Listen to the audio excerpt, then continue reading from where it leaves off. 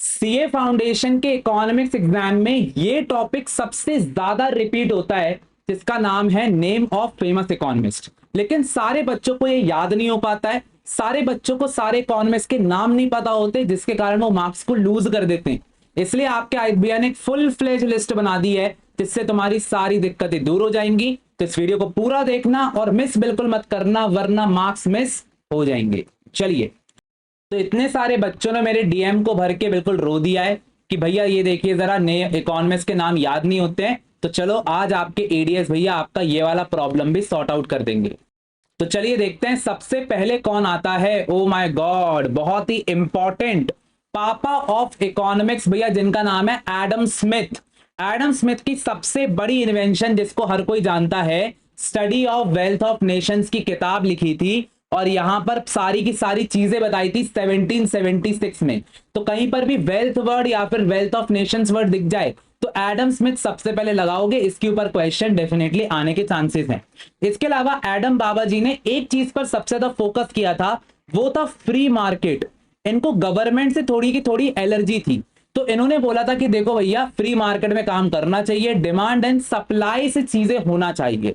इसलिए इन्होंने यहां पर कैपिटलिज्म को बहुत ज्यादा प्रमोट किया था। अगर मैं फर्स्ट चैप्टर की बात करता हूं या फिर पब्लिक फाइनेंस में भी ये बात कही गई है, बोल्ड एडवोकेट थे ये। साथ ही साथ इन्होंने एब्सोल्यूट एडवांटेज की थ्योरी भी दी है इंटरनेशनल ट्रेड में।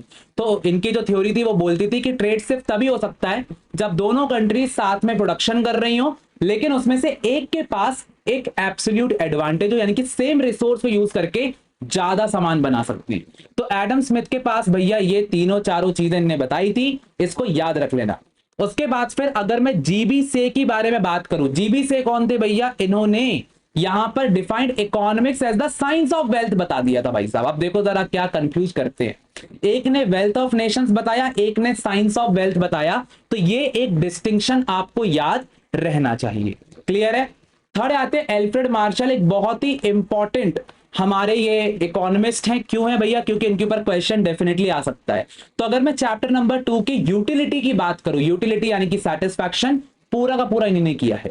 यानी कि इन्होंने इकोनॉमिक्स को सबसे पहले देखना सोशल साइंस बताया है। जब भी सोशल साइंस बोलेगा तो तुम भैया यहां पर एल्फ्रेड मार्शल का नाम लगाओगे। इकोनॉमिक्स प्रिंसिपल्स ऑफ इकोनॉमिक्स, इसकी जो बुक थी इन्होंने लिखी हुई थी। इसके अलावा लॉ ऑफ डिमांड इन्हीं ने बताया था।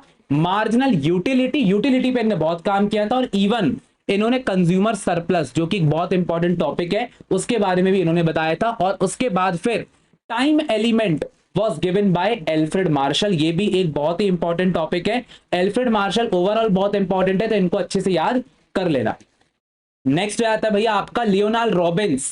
रॉबिन्स का मतलब होता है रॉब, यानी कि चोरी करना। तो चोरी इंसान कब करता है? जब उसके घर में भैया खाने पीने की कमी हो जाती है। तो यहां पर इन्होंने इकोनॉमिक्स को स्कैरसिटी से बताया था। तो जहां पर भी स्कैरसिटी वर्ड आ जाए वहां पर रॉबिन्स का नाम से ऐसे याद रहेगा तुमको। साथ ही साथ इन्होंने अनलिमिटेड वांट्स और लिमिटेड रिसोर्सेज वाली जो बात है कि भैया मेरी इच्छाएं तो बहुत है कि क्रश भी बन जाए, ये भी बन जाए, लेकिन रिसोर्सेज बहुत लिमिटेड है, उसके बारे में बताया था। इकोनॉमिक्स न्यूट्रल होता है बिटवीन गोल्स, ये एक इंपॉर्टेंट बात है भाई साहब, ठीक है। और साथ ही साथ nature and significance of economics 1931 में, वाह हमारा चैप्टर इन 1931 में कर दिया था, यस। तो ये लियोनार्ड रॉबिन्स की इन्वेंशंस थी। अब नेक्स्ट आता है आपका पॉल ए सैमुअल्सन। पॉल ए सैमुअल्सन ने बहुत ही इंपॉर्टेंट चीज दी थी, जिसका नाम था पब्लिक गुड्स। इसके ऊपर क्वेश्चन आ सकता है। इनने कलेक्टिव कंजम्पशन, जो कलेक्टिव कंजम्पशन होता है, बेसिकली इसको पब्लिक गुड्स को ही कहा जाता है। डेफिनेटली इसको इंट्रोड्यूस किया था अपने पेपर में। और साथ ही साथ यहां पर ग्रोथ ओरिएंटेड इकोनॉमिक्स के बारे में बताया था। वेरी वेरी इंपॉर्टेंट है, इस पर भी क्वेश्चन आ सकता है। जोल डीन, अरे भाई साहब ये जो जोल डीन था, इनने एक झोल किया था, और वो झोल था कि इकोनॉमिक्स के पहले इनने बिजनेस इकोनॉमिक्स लगा दिया था। तो जो बिजनेस इकोनॉमिक्स था, as applying economic analysis to business decision making, तो इन्होंने बोला था कि जो माइक्रो इकोनॉमिक्स है वो सिर्फ थ्योरी है, लेकिन बिजनेस इकोनॉमिक्स उस थ्योरी को जब प्रैक्टिस में लेकर के आते हैं तो उसको क्या बोलते हैं भाई साहब? बिजनेस इकोनॉमिक्स बोलते हैं। नेक्स्ट आपका आता है वेबलिन इफेक्ट, जिसको दिया था थॉरस्टीन वेबलिन ने। थॉर अब तो याद हो गया होगा बेटा। तो थॉर ने यहां पर क्या दिया था? Veblen effect. वेबलिन इफेक्ट का मतलब होता है जब आप हाई प्राइस्ड गुड्स खरीदते हो। तो ये जो हाई प्राइस गुड्स है, जैसे कि डायमंड हो गया, मर्सिडीज हो गई, बीएमडब्ल्यू, क्यों खरीदते हैं? लोगों को दिखाने के लिए, स्टेटस दिखाने के लिए, तो इसको बोलते हैं वेबलिन इफेक्ट। साथ ही साथ कॉन्स्पिशियस कंजम्पशन भी इन्होंने दिया था। कॉन्स्पिशियस का मतलब भी अगेन हाई प्राइस्ड कंजम्पशन ही होता है, जब आपके महंगे शौक हो जाते हैं, आपके शौक बड़े महंगे, ठीक है, यस। उसके बाद फिर आता है आपका Robert Giffen. Robert Giffen was a very important man, क्योंकि इन्होंने एक ऐसे गुड्स दिए थे जो कि हो जाते हैं गिफिन गुड्स। इसका मतलब क्या हो जाता है भाई साहब, इनकी जो प्राइस और डिमांड रिलेशनशिप होती है वो हमेशा सेम होती है। जो गिफिन गुड्स होते हैं वो लॉ ऑफ डिमांड का एक्सेप्शन भी होता है, और इसको रॉबर्ट गिफिन ने दिया था, ये बात तुमको पता होना चाहिए, क्लियर है। और ये इंफीरियर गुड्स का ही टाइप होता है, ब्रेड वाला जो मैंने एग्जाम्पल दिया था अपनी क्लासेस में, वही होता है। उसके अलावा J.R. Hicks and Allen, very very important है, एलन और हिक्स बहुत ज्यादा इंपॉर्टेंट है। तो demand law via substitution and income effect, तो जो सब्स्टिट्यूशन और इनकम इफेक्ट था वो इन्होंने दिया था, जो कि अपन पढ़ते हैं कि भैया टी और कॉफी में सब्स्टिट्यूशन इफेक्ट ज्यादा होता है, सब्स्टिट्यूट गुड्स होते हैं, इनकम के हिसाब से चलता है, तो ये इन्होंने एक्सप्लेन किया था। साथ ही साथ जो बहुत इंपॉर्टेंट बात है कि इंडिफरेंस कर्व इन्होंने दिया था, यानी कि अगर कभी भी आपको यूटिलिटी वर्ड आता है तो आप एल्फ्रेड मार्शल का नाम लगाओगे, लेकिन कभी भी इनडिफरेंस कर्व की बात आता है, ऑर्डिनल यूटिलिटी, तो वहां पर किसका नाम लगाओगे? J.R. हिक्स और एलन। वेरी वेरी इंपॉर्टेंट है, इसके ऊपर भी क्वेश्चन आ सकता है। अब बात कर लेते हैं फ्रैंक नाइट की। अच्छा, फ्रैंक नाइट, मैंने गुड नाइट सुना था, फ्रैंक नाइट आज से बोलूंगा गुड नाइट नहीं, फ्रैंक नाइट बोलूंगा। फ्रैंक नाइट क्यों बोलूंगा? क्योंकि प्रॉफिट भैया अनसर्टेनिटी का रिवॉर्ड है, अगर आज तुमने रिस्क उठाई तो तुमको प्रॉफिट जरूर मिलेगा। तो ये किसने बोला था? Good night, sorry Frank night ने बोला था, ठीक है, यस। अब एक ऐसा बंदा आता है जिसको बहुत पिटाई पड़ी थी, बहुत ज्यादा पिटाई पड़ी थी, और उसका नाम है जोसेफ कम पीटर। पिटाई क्यों पिटाई पड़ी बेटा? क्योंकि ये इनोवेशन बहुत ज्यादा करते थे, यानी कि वो बच्चे होते हैं ना जो कि हर चीज में इनोवेट करना चाहते हैं, यानी कि हर जो रिमोट कंट्रोल वाली कार होती है उससे मोटर निकालने वाले लोग, वही वही इनोवेशन। तो इनोवेशन का जो रोल था वो इस कंप्यूटर ने किया था, इसलिए इसको पिटाई पड़ी थी। तो इस चीज को ध्यान रखेंगे, जहां इनोवेशन वर्ड आएगा वहां पर इस कंप्यूटर का नाम जरूर आएगा, याद रखो। नेक्स्ट आता कॉब डॉगलास। ये दो अलग लोग हैं, एक है कॉब, एक है दोगला, दोगलापन। तो बेटा इन दोनों ने यहां पर प्रोडक्शन फंक्शन का जो मॉडल था वो KLA, वो वाला जो इक्वेशन था वो कॉब डॉगलास वाला इन्होंने दिया था, हुआ था, ठीक है। आगे का तुम लोग कंप्लीट कर लेना, कमेंट सेक्शन में बताना। तो कॉब डॉगलास का जो प्रोडक्शन फंक्शन है इन दोनों ने दिया था, वेरी वेरी इंपॉर्टेंट। इनने एक और बात बोली थी कि आप कभी भी अगर आउटपुट बनाते हो तो आउटपुट जो होता है उसको बनाने में 3/4 ऑफ लेबर लगता है एंड 1/4 ऑफ कैपिटल लगता है, ये बात भी आप लोग ध्यान रखेंगे। नेक्स्ट सबसे ज्यादा इंपॉर्टेंट बंदा जिसके ऊपर प्रीवियस ईयर में भी क्वेश्चन आ चुके हैं, उनका नाम है J.M. Keynes, John Maynard Keynes, चाबी बनाने वाला, कीन्स चाबी। तो बेटा याद रखना, इन्होंने चाबी खोली है हमेशा एक्सपेंडिचर की। जहां पर भी तुम्हें एग्रीगेट एक्सपेंडिचर ऐसे वर्ड मिल जाएं, तो तुम कंजम्पशन वर्ड मिल जाए तो तुम डायरेक्टली क्या करोगे भैया, यहां पर कीन्स का नाम लगा दोगे। Aggregate demand very very important है, इसको जरा ध्यान रखोगे, ठीक है। इसके अलावा इकोनॉमिक फ्लक्चुएशंस के बारे में बात बोली है, तो 5th चैप्टर बिजनेस साइकिल में भी इनका रोल है, और साथ ही साथ फिर लास्ट अपना जब पब्लिक फाइनेंस में भी आ जाते हैं, हर चैप्टर में जाते हैं, मनी में भी आ चुके थे। हाँ, एक और चीज है, मैं एक और चीज बताना चाहता हूं, लिक्विडिटी प्रेफरेंस थ्योरी भी इन्होंने ही दी थी। लिक्विडिटी प्रेफरेंस थ्योरी, उसका मतलब भी सेम है, ठीक है। तो ये थोड़ा सा बात ध्यान रखना है। इसके अलावा हॉटी बंदा आ जाता है। अब हॉटी बंदा के ऊपर भी क्वेश्चन आ सकता है, जिसका नाम है RJ हॉटी, पर हम इनको हॉटरे ही बोलते हैं। इन हॉटी बंदे ने बताया था कि जो ट्रेड साइकिल है वो एक मॉनेटरी फिनोमिना होता है, यानी कि जो बिजनेस साइकिल है उस वो एक मॉनेटरी फिनोमिना होता है। बस इतना ही बोला था, ज्यादा कुछ नहीं बोला। अब अपना सबसे प्यारा बंदा आता है जिसका नाम है AC पिग्गू, AC में रहने वाला पिग्गू, ठीक है, मतलब प्यारा नाम है यार। तो पिग्गू जो है वो सबसे ज्यादा फेवरेट है। इन्होंने बोला था कि जो मार्केट है वो लोगों के मूड से चलता है, यानी कि अगर लोग बहुत ज्यादा पेसिमिस्टिक हैं, पेसिमिस्टिक का मतलब होता है नेगेटिव, तो यहां पर मार्केट डाउन हो जाएगा। लेकिन अगर लोग ऑप्टिमिस्टिक हैं यानी कि पॉजिटिव हैं, तो यहां पर आपका जो मार्केट है वो ऊपर चले जाएगा। जैसे एग्जाम से पहले अगर आप ऑप्टिमिस्टिक हो तो आपका एग्जाम अच्छा जाएगा, वैसे इन्होंने बोला था। तो यहां पर इन्होंने लोगों के इमोशंस को बताया था। साथ ही साथ AC पिग्गू ने एक और बहुत इंपॉर्टेंट काम किया था, इन्होंने प्राइस डिस्क्रिमिनेशन, जो कि बहुत ही इंपॉर्टेंट टॉपिक है, इसके ऊपर क्वेश्चन आएगा ही आएगा, उसके ऊपर जो डिग्री अपन पढ़ते हैं, 1st degree, 2nd degree, 3rd degree, वो भैया किसने दिया था? अपने AC पिग्गू ने दिया था। वेरी वेरी इंपॉर्टेंट है। नेक्स्ट आता है आपका कोवेब थ्योरी, जो कि यहां पर भैया निकोलास कार्ल डोर ने दी थी। ठीक है, बड़ा ही भयंकर सा नाम है, Nicholas Kaldor, Harry Potter वाला नाम लगता है मुझे। और कॉब वेब थ्योरी इन्होंने दी थी, साइक्लिकल प्राइस आउटपुट पैटर्न। ज्यादा डीप में मत जाओ, आराम से, इतना भी बहुत है। फिर नेक्स्ट बंदा जाता है पॉल स्वीजी। स्वीजी वाले बंदे ने हमको किंग डिमांड कर्व मॉडल दिया था, वेरी वेरी इंपॉर्टेंट है। और यहाँ पर ओलिगोपॉली के अंदर वो जो अपन लोग लंगड़ी टांग खेलते हैं, ब्रोकन लेग, ठीक है, यस, ऐसे करके ऐसे, ये अपन को स्विगी मॉडल के अंडर ही मिलता है।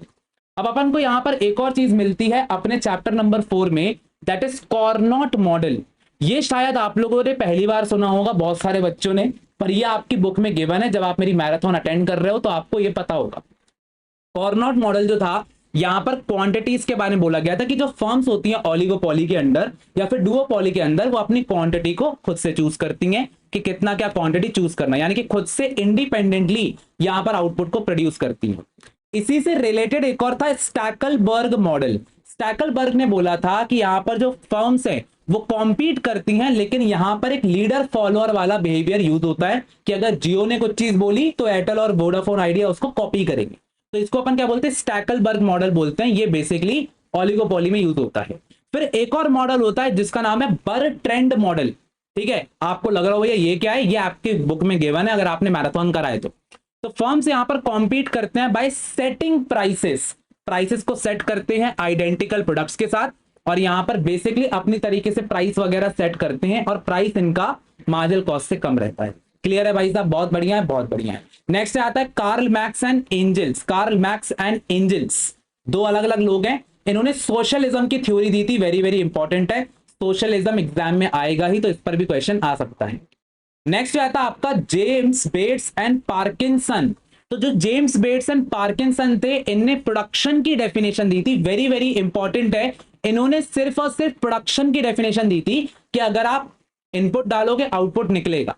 लेकिन इसके आगे सैम्यूल्सन ने, जो कि आगे आएंगे अभी, सैम्यूल्सन ने प्रोडक्शन फंक्शन की डेफिनेशन दी थी। इसके ऊपर क्वेश्चन आ चुका है कि सैम्यूल्सन ने प्रोडक्शन फंक्शन की डेफिनेशन दी थी। तो ये दोनों ध्यान रखना, सिर्फ प्रोडक्शन पूछेगा तो आप लोग क्या करोगे भाई साहब, जेम्स बेट्स एंड पार्किंसन लगाओगे, पार्किंग समझ में आ रहा है। लेकिन अगर प्रोडक्शन फंक्शन पूछेगा तो आगे जाओगे। जेम्स ड्यूसनबेरी, मेरे हिसाब से इस बार सितंबर अटेम्प्ट में इसका क्वेश्चन आ सकता है। Demonstration effect very very important है कि लोग दूसरों को देख करके काम करते हैं। लोग टिकटॉक चला रहे हैं, आप भी टिकटॉक चला रहे हो, लोग ट्रेंड बना रहे हैं, आप भी जेमिनाई वाला ट्रेंड फॉलो कर रहे हो, है ना, हर किसी को अपनी फोटो बनानी है, डेमोन्स्ट्रेशन इफेक्ट। तो ये जो जेम्स ड्यूसनबेरी था, इन्होंने इस इफेक्ट को बताया था। नेक्स्ट आते हैं David Ricardo, one of the most important author economist. इन्होंने सबसे इंपॉर्टेंट चीज है कंपैरेटिव एडवांटेज थ्योरी दिया था, और इस थ्योरी ने कॉन्ट्राडिक्ट किया था एडम स्मिथ की एब्सोल्यूट एडवांटेज थ्योरी को। इसने बोला था ट्रेड कैसे भी हो सकता है, चाहे एडवांटेज हो चाहे ना हो। क्लियर है। इसके अलावा एक बहुत ही इंपॉर्टेंट चीज इसमें बच्चे गलती करते हैं कि उन्होंने जमीन को एक परमानेंट रिसोर्स बताया था। इन्होंने बोला था कि जो लैंड अब एक परमानेंट रिसोर्स है। ये भी डेविड रिकार्डो ने दिया था, चैप्टर नंबर 3 में गिवन है, फैक्टर्स ऑफ प्रोडक्शन में। नेक्स्ट आता है प्रोफेसर जॉर्ज स्टिंगलर के बारे में बहुत सारे लोग भूल जाते हैं, पर इन्होंने ओलिगोपॉली को एक फर्म का स्ट्रैटेजिक इंटरेक्शन बताया था, और इन्होंने बोला था कि अगर जियो, जिसकी 3 लोग हैं, जियो, वोडाफोन, आइडिया, तो अगर जियो अपनी पॉलिसी को चेंज करेगा, प्राइसेस को चेंज करेगा, तो वोडाफोन आइडिया और साथ ही साथ एयरटेल भी चेंज करेंगे। तो ये स्टिंगलर ने बताया था। इसके अलावा आ जाता है आपका रिचर्ड मसग्रेव। इनके ऊपर भी क्वेश्चन आ चुका है इनडायरेक्टली डायरेक्टली कि रिचर्ड मसग्रेव ने कौन सी चीज बताई थी। तो इन्होंने फिस्कल फेडरलिज्म के बारे में बताया था। इन्होंने हमको पब्लिक फाइनेंस में रिसोर्स एलोकेशन, इनकम रीडिस्ट्रीब्यूशन और माइक्रो इकोनॉमिक स्टेबलाइजेशन, यानी कि यूनिट नंबर 1 में जो कुछ है वो इनकी बुक में लिखा था, थ्योरी ऑफ पब्लिक फाइनेंस, वो आई हुई थी, वेरी वेरी इंपॉर्टेंट है, उसका ईयर बुक से याद कर लेना। नेक्स्ट ऑथर हमारे आते हैं जॉर्ज एकरलो, वेरी वेरी इंपॉर्टेंट है। लेमन्स प्रॉब्लम इन्होंने दिया था। लेमन्स प्रॉब्लम पर ऑलरेडी 1-2 बार क्वेश्चन आ चुके हैं, तो इस बार भी क्वेश्चन आ सकते हैं। सो यहाँ पर एसिमेट्रिक इंफॉर्मेशन के अंडर जो लेमन्स प्रॉब्लम थी कि लोग जो सेकंड हैंड कार्स हैं, जो खराब कार्स है, उसको अच्छा बना करके बेच देते हैं, जिसके कारण जो अच्छी क्वालिटी की कार्स है उनकी डिमांड मार्केट में कम होती है, और जिसके कारण मार्केट फेलियर होता है। इरविंग फिशर, ये मनी मार्केट से जाते हैं, इन्होंने क्वांटिटी थ्योरी ऑफ मनी दिया था, जिसको अपन क्लासिकल थ्योरी भी कहते हैं। बाउमूल और तौबिन ने तौबा करते हुए इन्वेंट्री थ्योरेटिक अप्रोच थ्योरी दिया था, जिसको एसेट प्राइस थ्योरी भी कहा जाता है। मिल्टन फ्राइडमैन ने, तला हुआ आदमी जो था, इन्होंने एडवांस मॉनेटरिज्म दिया था और क्वांटिटी थ्योरी ऑफ मनी को रीएस्टेट किया था, यानी कि फ्राइडमैन की खुद की थ्योरी है, वो आप लोगों ने पढ़ी है। हेक्चर-ओलन थ्योरी, हेक्चर-ओलन थ्योरी इंटरनेशनल ट्रेड से जाती है, जहां पर फैक्टर एंडोमेंट थ्योरी भी इसको कहा जाता है, इस पर भी क्वेश्चन आ सकता है, जिस पर बेसिकली दो फैक्टर्स लेबर और कैपिटल के बारे में बताया गया था। पॉल क्रगमैन ने लास्टली एक न्यू ट्रेड थ्योरी दिया था और इनको एक नोबेल प्राइज भी मिला था भैया, बहुत बड़े इकोनॉमिस्ट थे, नोबेल प्राइज मिला था, और इन्होंने इकोनॉमीज ऑफ स्केल और इनपरफेक्ट कंपटीशन के बारे में भी बताया है। तो फाइनली बच्चों यहां पर मैंने आपको सारे के सारे नेम ऑफ फेमस इकोनॉमिस्ट बता दिया है। आप इसको अगर फिर से रिवाइज करना चाहो तो 2x पर देख सकते हो और आपको सारे के सारे इकोनॉमिस्ट याद हो जाएंगे। साथ ही साथ बच्चों जो हमारी मैराथन चल रही है that is very very important, और ये जो मैराथन है इस पर मैं सारा का सारा पेपर लीक कर रहा हूं, यानी कि जैसे आपने इस वीडियो को देखा है वैसे आप पेपर लीक देखोगे विथ प्रूफ के साथ, यानी कि भैया ऐसे नहीं बोल रहे, प्रूफ के साथ आपके लिए पेपर लीक कर रहे हैं, और जिसकी पूरी प्लेलिस्ट लिंक आपको मेरे डिस्क्रिप्शन पर मिल जाएगी और कमेंट सेक्शन पर भी मिल जाएगा। तो बस कुछ नहीं करना है, आपकी जिम्मेदारी आदित्य भैया की है, तो जल्दी से आ जाओ, जल्दी से ज्वाइन करो आयुष भैया के साथ सारी की सारी प्री एग्जाम मैराथन, ताकि तुम्हारा खेल खत्म हो सके, तुम्हारा नहीं तुम्हारे पेपर का। Thank you so much guys, मिलते हैं अपनी नेक्स्ट वीडियो में। अगर वीडियो पसंद आई हो तो लाइक कर देना एंड शेयर कर देना अपने सारे दोस्तों के साथ। Thank you so much guys and love you all. निकल जा निकल जा निकल गया, थैंक यू सो मच। कहाँ गया? अब बंद ही नहीं कर पा रहा हूँ वीडियो, बंद करने का है सही में नहीं है। ठीक है, thank you so much guys.